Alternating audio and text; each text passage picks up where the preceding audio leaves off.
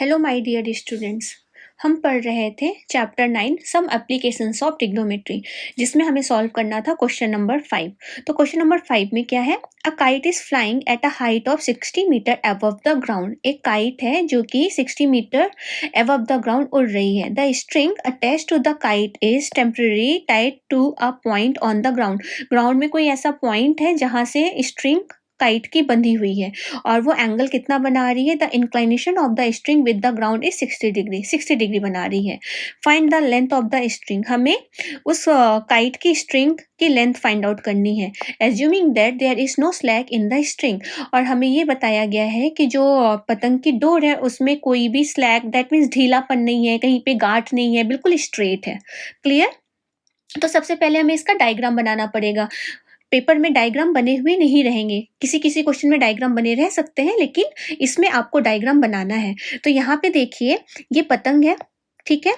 अब पतंग जमीन से कितनी डिस्टेंस पे है, 60 मीटर। तो मैंने ले लिया A B, that is your 60 metre, ठीक है। अब ग्राउंड में कोई पॉइंट है, दैट इज योर सी, ठीक है। तो मैंने बी से सी को जोड़ दिया, और तो वो स्ट्रिंग जो है, पतंग की जो डोर है, इधर पॉइंट सी से बंधी हुई है। तो कितना एंगल बना रही है, 60 डिग्री बना रही है। अब हमें बोला जा रहा है कि find the length of the string, that is you have to find the value of A C. तो हम कैसे फाइंड आउट करेंगे, पहले हम गिवन पार्ट लिखेंगे। क्या है हमारे पास given, A B, that means कितना वो डिस्टेंस पे उड़ रही है पतंग, 60 मीटर। क्लियर? और आपको फाइंड आउट क्या करना है, ए सी, ठीक है, according to given diagram. Now in triangle A C B, angle C के अकॉर्डिंगली अगर हम ले तो ए बी आपका परपेंडिकुलर है, और आपको निकालना है ए सी, दैट इज योर हाइपोटेनस। जहाँ पे परपेंडिकुलर और हाइपोटेनस आते हैं उससे बोलते हैं साइन थीटा। तो हम यहाँ पे साइन लगाएंगे, तो sine 60 degree is equal to perpendicular, that is your A B, by hypotenuse, that is your A C. और साइन 60 की वैल्यू क्या होती है, √3/2, और ए बी आपके पास कितना दिया हुआ है, 60 मीटर, और ए सी आपको निकालना है। तो A C is equal to क्या हो जाएगा, क्रॉस मल्टीप्लाई करेंगे, यहाँ पे ए सी इधर लेकर के जाएंगे और ये दोनों वैल्यू इधर लेकर के जाएंगे, ठीक है। तो क्या हो जाएगा, 60 इंटू 2/√3। तो क्या मिला आपको, ए C is equal to 60 into 2 120/√3। लेकिन आप 120/√3 आंसर नहीं दे सकते, क्यों? क्योंकि अभी डिनोमिनेटर इरेशनल नंबर है। Now you have to convert in a rational form. So A C is equal to 120/√3। Numerator में भी हमने √3 मल्टीप्लाई किया और डिनोमिनेटर में भी किया। जो भी डिनोमिनेटर इरेशनल नंबर है उसको ऊपर और नीचे अगेन मल्टीप्लाई करो। तो यहाँ पे 120/3 इंटू √3, तो A C is equal to क्या हो गया, 40√3 metre. So length of the string क्या हो गई, length of string 40√3 metre. This is your final answer. Clear है? इस तरीके से सिंप्लीफाई करना है। एग्जाम में डायग्राम बनाना जरूरी है, बनाना, ठीक है, तभी मार्क्स मिलेंगे। Now move on to next question. Next question में क्या दिया हुआ है, question number 6, a 1.5 meter tall boy is standing at some distance from a 30 meter tall building। एक बिल्डिंग है जिसकी हाइट 30 मीटर दी हुई है, उससे कुछ दूरी पे एक बच्चा खड़ा है जिसकी हाइट 1.5 मीटर दी हुई है। The angle of elevation from his eyes to the top of the building increases from 30 degree to 60 degree as he walks towards the building. अब कहा ये जा रहा है कि बच्चा जब बिल्डिंग को अपनी इनिशियल पोजीशन से देखता है तो 30 डिग्री बनता है, लेकिन जब वो कुछ पास आता है बिल्डिंग के और फिर अब बिल्डिंग को देखता है तो 60 डिग्री बन रहा है, ऐसा बोला जा रहा है, ठीक है। Find the distance he walk towards the building. वो बिल्डिंग की तरफ कितना डिस्टेंस चला, हमें ये फाइंड आउट करना है, ठीक है। तो सबसे पहले आपको डायग्राम बनाना पड़ेगा। इस क्वेश्चन में डायग्राम बना हुआ नहीं है, आपको बनाना है। तो देखिए, मैंने यहाँ पे डायग्राम बनाया है। यहाँ पे मैंने लिया बिल्डिंग ईसी आपकी बिल्डिंग है जो कि 30 मीटर है, ठीक है। यहाँ पे बच्चा है एडी जो कि 1.5 मीटर का है, ठीक है, आ रही है बात समझ में? अब जब वो पहले पोजीशन से बिल्डिंग के टॉप को देख रहा है तो कितना डिग्री बनता है? 30 डिग्री बनता है, ठीक है। लेकिन कुछ देर दूर चल करके कुछ डिस्टेंस वो ट्रेवल करता है, फिर अब बिल्डिंग को देख रहा है तो कितना डिग्री बन रहा है? 60 डिग्री बन रहा है। तो हमसे पूछा जा रहा है कि वो बिल्डिंग की तरफ कितना बढ़ा, that means you need to find the DF. Clear है? तो चलो अब सिंप्लीफाई करते हैं। तो हमारे पास पहले गिवन लिखो, क्या क्या हमें पता है। Given height of the building दिया हुआ है, हमें क्या दिया हुआ है? हाइट ऑफ द बिल्डिंग, जो कि हमने लिया है ईसी, हमने नाम ईसी लिया है ना उसका। तो गिवन हो गया EC is equal to 30 metre. दूसरा क्या दिया हुआ है आपके पास? हाइट ऑफ द चाइल्ड दिया हुआ है, जिसे हमने दिया है नाम एडी, वो कितना दिया हुआ है? 1.5 मीटर। अब यहाँ पे आप ध्यान दें, एडी और बीई दोनों क्या होंगे? पैरेलल होंगे, क्योंकि ये पैरेललोग्राम बना रहा है। अब ये पैरेललोग्राम क्यों बना रहा है? देखिए यहाँ पे ये जो एडी है इसकी हाइट 1.5 मीटर है और ये बिल्डिंग है, दोनों एक दूसरे के सामने स्ट्रेट खड़े हैं ग्राउंड में। तो ये भी यहाँ पे 90 डिग्री बना रहा है और ये यहाँ पे भी 90 डिग्री बना रहा है। तो 90 90 180, दैट मीन्स ये लाइन इस लाइन के पैरेलल है, इसलिए पैरेललोग्राम है। तो जितनी एडी होगी उतनी ही बीई होगी, ठीक है। तो AD इज इक्वल टू क्या होगा? BE होगा, क्योंकि AD पैरेलल है BE के और AD परपेंडिकुलर भी है, 90 डिग्री है, ठीक है। आ रही इस बात समझ में? यहाँ पे ये 90 डिग्री भी बना रहा है, ध्यान देना।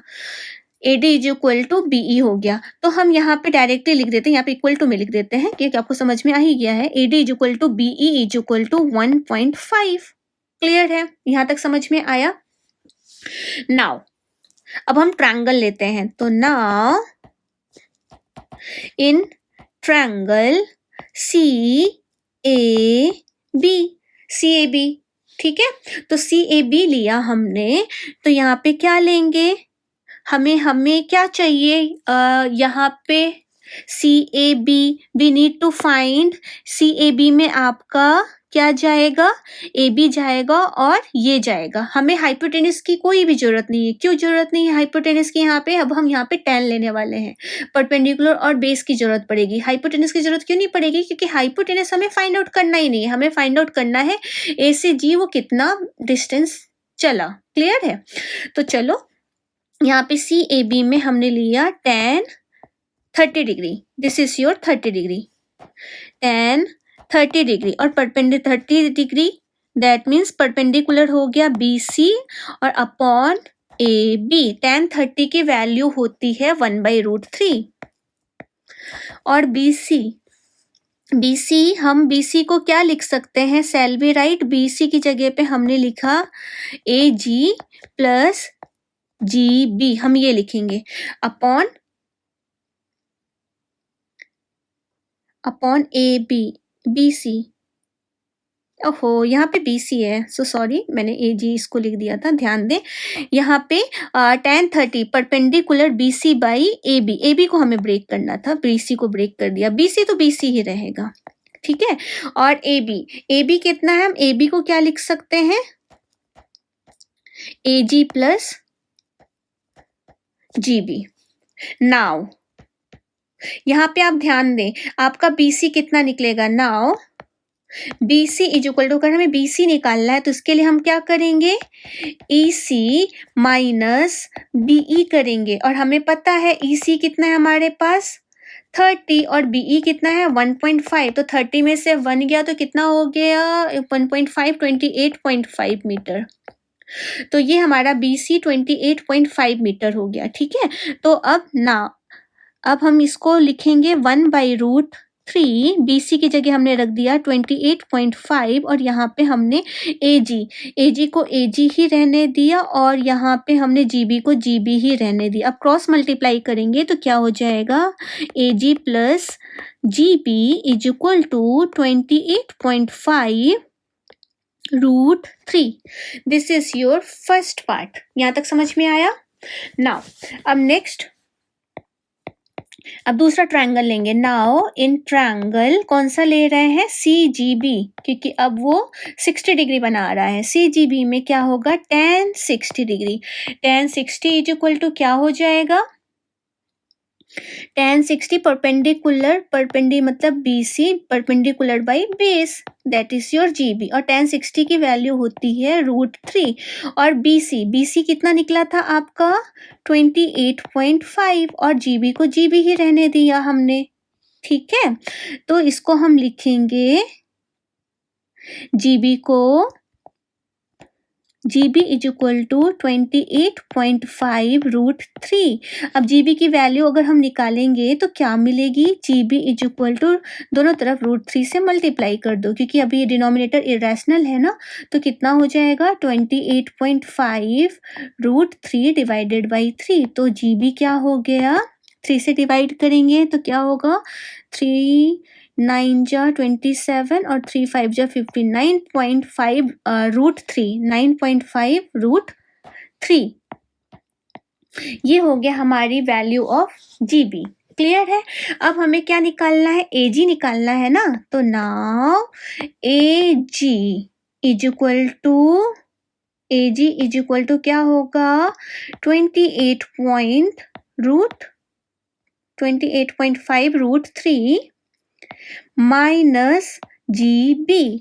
तो AG की वैल्यू क्या हो गई, 28.5 √3 माइनस 9.5 √3, ठीक है। सो AG 28 में से 9 हम सब्ट्रैक्ट करेंगे तो क्या मिलेगा, 19 √3 मीटर। दैट मीन्स वो जो बच्चा है A से G जाने में कितना मीटर डिस्टेंस ट्रेवल किया, 19 √3 मीटर। क्लियर है। तो सबसे पहले हमने यहाँ पे फर्स्ट इक्वेशन निकाल दिया AG प्लस GB, और हमने GB की वैल्यू निकाल दी, यहाँ पे सब्सटीट्यूट कर दी, तो you will get the final answer, ठीक है। चलो नेक्स्ट क्वेश्चन करते हैं, क्वेश्चन नंबर 7। क्वेश्चन नंबर 7 में क्या है, from a point on the ground the angles of elevation of the bottom and the top of a transmission tower fixed। मतलब एक ये है बिल्डिंग है, उसके ऊपर टावर फिक्स है। At the top of 20 metre high building are 45 degree and 60 degree, ठीक है। Find the height of the tower. तो देखो पहले यहाँ पे क्या बोला जा रहा है, from a point on the ground the angle of elevation, मतलब एक पहले आपको एक बिल्डिंग बनानी पड़ेगी। हमने बना लिया बिल्डिंग BC, और बिल्डिंग के ऊपर एक ट्रांसमिशन टावर लगा हुआ है जो कि है AB, ठीक है। अगर हम पॉइंट D से, ठीक है, किसको देख रहे हैं, बॉटम को देख रहे हैं, ट्रांसमिशन के बॉटम को देख रहे हैं, तो 45 डिग्री बना रहा है। और वही पॉइंट D से अगर हम ट्रांसमिशन के टॉप वाले पॉइंट को देख रहे हैं, तो वो 60 डिग्री बना रहा है according to given question. Clear है, समझ में आया। तो पहले आपको डायग्राम बनाना पड़ेगा, उसके बाद या क्वेश्चन सॉल्व करें। तो हमारे यहाँ पे डायग्राम है, तो चलो अब इसे सिंप्लीफाई करते हैं। क्या दिया हुआ है हमारे पास, गिवन, पहले गिवन लिख लेते हैं। गिवन क्या है हमारे पास, 20 मीटर हाई बिल्डिंग, तो दैट मीन्स आपके पास BC गिवन है, वो कितना दिया हुआ है, 20 मीटर। क्लियर है, यहाँ पे 20 मीटर बिल्डिंग है। अब और कुछ दिया हुआ है, नहीं दिया हुआ है, और एंगल्स दिए हुए हैं, ठीक है। और हमें फाइंड आउट क्या करना था, find the height of the tower, that means we need to find the value of AB, हमें AB निकालना है। तो चलो पहले हम इन ट्रायंगल BDC लेते हैं, ट्रायंगल BDC, एंगल 45 के सामने क्या होगा, BC होगा, और हमें DC की जरूरत है, तो हम यहाँ पे लेंगे tan वाला formula. tan 45 is equal to perpendicular by base. तो यहाँ पे tan 45 की वैल्यू होती है 1, और BC कितना दिया हुआ है, 20 मीटर, और DC, तो DC की वैल्यू कितनी हो गई, 20 मीटर। यहाँ तक समझ में आया, ये DC हो गया हमारा 20 मीटर। नाउ इन ट्रायंगल, अब हम कौन सा ट्रायंगल ले रहे हैं, ADC ले रहे हैं, पहले BDC लिया था, अब ADC ले रहे हैं। तो ADC में आपका एंगल आ रहा है tan 60, तो tan 60 के रिस्पेक्ट में परपेंडिकुलर हो गया AC, और बेस हो गया DC, और tan 60 की वैल्यू क्या होती है, √3 होती है, तो √3 इज इक्वल टू AC आपको निकालना है, और DC की जगह पे कितना हो गया, DC दैट इज योर 20, तो ये हो गया 20 √3 3 किसकी वैल्यू हो गई? AC की वैल्यू हो गई। लेकिन आपको क्या फाइंड आउट करना है? आपको बोला जा रहा है find the height of the tower. आपको AB फाइंड आउट करना है। तो AB के लिए now we need to find AB। So AB is equal to हम क्या लिखेंगे? AC minus BC। What is the value of AC? That is your 20√3। What is the value of BC? BC कितना है आपका? 20। अब 20 common ले लो तो क्या बचेगा? √3 माइनस 1। तो दिस इज योर आंसर। ठीक है, तो AB is equal to 20 √3 minus 1। अब इसकी लेंथ किस में देनी पड़ेगी? मीटर में। तो AB is equal to 20 √3 minus 1। आपको फाइनल ऐसे आंसर लिखना है, height of the tower is 20 √3 minus 1 metre. Clear है? चलो क्वेश्चन नंबर 8 करते हैं। In a question number 8, a statue 1.6 metre tall stands on the top of a pedestal. मतलब एक बेस है, उसके ऊपर एक स्टैच्यू लगी हुई है और उसकी हाइट कितनी दी हुई है? 1.6 metre. From a point on the ground, the angle of elevation of the top of the statue is 60 degree. Ground से अगर हम स्टैच्यू के टॉप को देख रहे हैं तो 60 डिग्री एंगल बन रहा है। And from the same point, अगर हम उसी पॉइंट से देख रहे हैं, the angle of elevation of the top of the pedestal is 45 degree. अगर हम पेडिस्टल के टॉप को देख रहे हैं, दैट मीन्स स्टैच्यू का बेस देख रहे हैं, तो 45 डिग्री बन रहा है। Find the height of the pedestal. हमें हाइट ऑफ द पेडिस्टल बनाना है, निकालना है। तो सबसे पहले आपको डायग्राम बनाना पड़ेगा। डायग्राम बने हुए नहीं रहेंगे, ठीक है। तो मैंने यहाँ पे अब डायग्राम बनाया। पहले लिया मैंने एक पेडिस्टल, ये देखो आपको पेडिस्टल दिख रहा है, उसके ऊपर मैंने बना दिया स्टैच्यू जो कि एक हाथ है, ठीक है। ये हो गया आपका स्टैच्यू। स्टैच्यू का नाम दे दिया ABC। तो AB आपका 1.6 मीटर दिया हुआ है और पेडिस्टल आपका BC है, जो कि आपको फाइंड आउट करना है। क्लियर है? अब एक पॉइंट से अगर वो क्या बोला जा रहा है कि उसके टॉप को देख रहा है, स्टैच्यू के टॉप को देख रहा है, तो कितना डिग्री बनता है? 60 डिग्री बनता है। लेकिन अगर उसी पॉइंट से उसके बॉटम को देख रहा है तो कितना बनता है? 45 डिग्री बनता है। ठीक है, तो एक 60 डिग्री बन रहा है और दूसरा 45 डिग्री बन रहा है। तो चलो सिंप्लीफाई करते हैं। पहले गिवन ले लो। गिवन क्या है आपके पास? Given AB is equal to 1.6 metre. मतलब you have given that height of the statue. अब आपको फाइंड आउट क्या करना है? BC निकालना है। तो यहाँ पे भी आपको परपेंडिकुलर और बेस की ही जरूरत है, तो यहाँ पे भी tan लगेगा। तो इन ट्रायंगल पहले हम ले लेते हैं कौन सा? BDC। इन ट्रायंगल BDC ले लेते हैं। BDC में tan 45 के रिस्पेक्ट में चलते हैं, तो tan 45 के रिस्पेक्ट में चला तो परपेंडिकुलर हो गया BC और बेस हो गया DC। tan 45 की वैल्यू 1, तो BC अपॉन DC। तो DC इज इक्वल टू क्या हो गई? BC। This is your first part. Clear है? अब नाउ इन ट्रायंगल हम दूसरा ट्रायंगल लेते हैं, कौन सा? ADC। ADC में एंगल D 60 डिग्री है, तो tan 60 डिग्री लेना पड़ेगा। tan 60 के रिस्पेक्ट में क्या लेंगे हम? Perpendicular AC upon DC। अब tan 60 की वैल्यू क्या होती है? √3। तो हमने यहाँ पे लिख दिया √3। अब AC को AC रहने देते हैं और DC हमारा BC के बराबर है, तो DC की जगह पे हमने रख दिया BC। क्लियर है? यूजिंग 1। ठीक है। Now √3 is equal to AC को सेल भी राइट AB प्लस BC लिख सकते हैं, क्योंकि AC दोनों का सम है और यहाँ पे BC। अब इसको और सिंप्लीफाई करेंगे तो क्या हो जाएगा? √3 BC और यहाँ पे AB प्लस BC। हमें तो AB ही निकालना है ना, BC ही निकालना है ना। तो चलो यहाँ पे AB को अपनी पोजीशन में रहने देते हैं। √3 BC माइनस BC और AB की वैल्यू कितनी है? 1.6 मीटर, ये दिया हुआ है। तो √3 BC, तो दैट मीन्स आप √3 BC में BC कॉमन ले लो, तो यहाँ पे क्या बचा? √3 - 1 और यहाँ पे है 1.6 मीटर। सो BC की वैल्यू क्या हो गई 1.6 डिवाइडेड बाई √3 - 1। लेकिन आप इसका आंसर इस तरीके से नहीं छोड़ सकते क्योंकि डिनोमिनेटर इरेशनल नंबर है। तो अब हम इसको किस में कन्वर्ट करेंगे, रैशनल में। तो हम क्या लिखेंगे BC = 1.6 √3 - 1।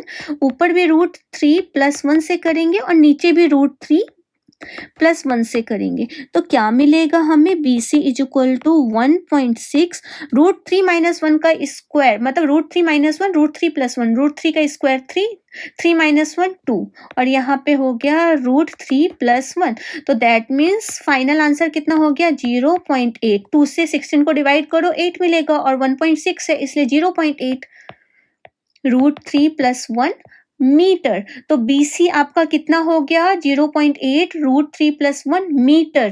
क्लियर है। तो length of the pedestal is 0.8 √3 + 1। Clear है। इस तरीके से हम सिंप्लीफाई करेंगे। तो डायग्राम बनाना जरूरी है। नेक्स्ट क्लास में हम क्वेश्चन नंबर 9 से स्टार्ट करेंगे। Thank you.